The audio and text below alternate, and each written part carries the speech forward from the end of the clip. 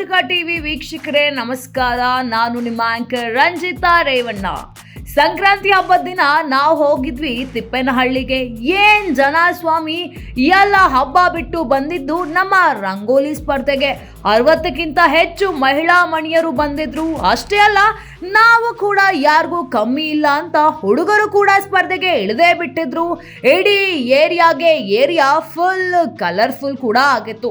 ಎಷ್ಟು ವರ್ಷ ಅವರವರ ಮನೆಯಲ್ಲಿ ಹಬ್ಬ ಮಾಡ್ತಾ ಇದ್ದಂತ ಈ ಜನ ಈ ಬಾರಿ ಸ್ಪರ್ಧೆಯಿಂದ ಎಲ್ಲರೂ ಕೂಡ ಒಟ್ಟಿಗೆ ಹಬ್ಬ ಸೆಲೆಬ್ರೇಟ್ ಮಾಡಿತ್ತು. ನಮ್ಮ ಕಾರ್ಯಕ್ರಮಕ್ಕೆ ಸಖತ್ ಸಾಥ್ ಕೊಟ್ಟಿದ್ದು ವಿಧಾನ ಪರಿಷತ್ ಸದಸ್ಯ ಜವರಾಯಿಗೌಡ್ರು ಹಾಗೂ ಯುವ ನಾಯಕ ಸಂತೋಷ್ ಜವರಾಯಿಗೌಡ್ರು. ಸೂಪರ್ ಆಗಿ ರಂಗೋಲಿ ಹಾಕಿ ಪ್ರಥಮ ಬಹುಮಾನ ಗೆದ್ರು ಹೇಮಾವತಿ, ದ್ವಿತೀಯ ಲಿಖಿತ, ತೃತೀಯ ಗೆದ್ದಿದ್ದು ಜಯಶ್ರೀ ಅವರು. ಜವರಾಯಿಗೌಡ್ರು ಇಷ್ಟಕ್ಕೆ ಸುಮ್ಮನಾಗ್ಲಿಲ್ಲ. ಹೆಣ್ಮಕ್ಳಿಗೆ ಹಬ್ಬದ ಗಿಫ್ಟ್ ಆಗಿ ಸೀರೆ ಕೂಡ ಕೊಟ್ರು. ಸೀರೆ ಅಂದ್ರೆ ಹೆಣ್ಮಕ್ಳು ಕೇಳ್ಬೇಕಾ, ಫುಲ್ ಖುಷು. ಇದ್ರ ಜೊತೆ ಇಷ್ಟು ಅಚ್ಚುಕಟ್ಟಾಗಿ ಎಲ್ಲ ಅರೇಂಜ್ ಮಾಡಿದ್ದು ನಮ್ಮ ತಿಪ್ಪೇನಹಳ್ಳಿಯ ಬಾಯ್ಸು.